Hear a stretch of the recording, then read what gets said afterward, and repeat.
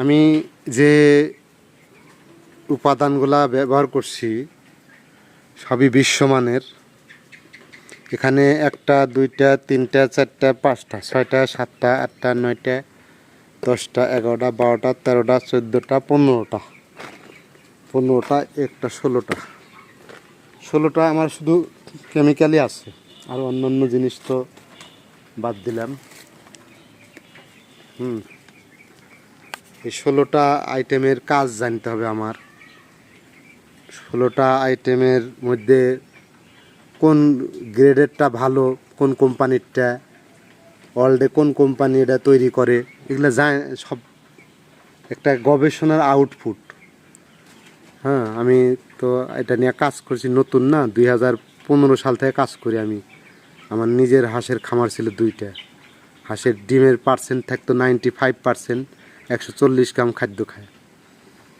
তো নিজে খাদ্য বানাইতাম। তো তখন থেকে আমার কিছু কিছু আইটেমের ছিল।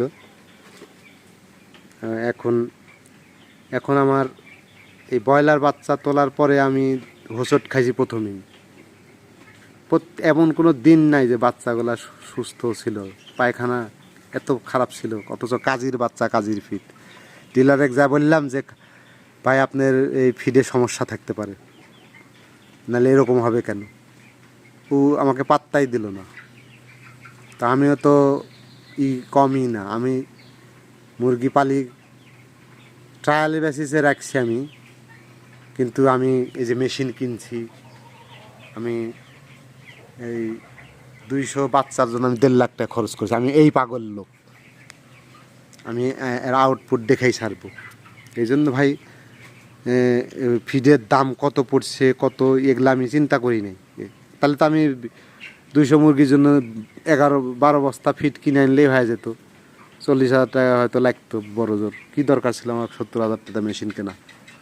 মনে কিছু নেবেন না, কথাবার্তার মধ্যে ভুল ত্রুটি থাকতে পারে।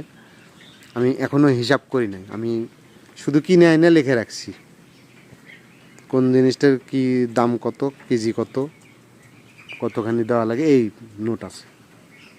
দেখা যাক, রেজাল্ট পাবেন আপনারা।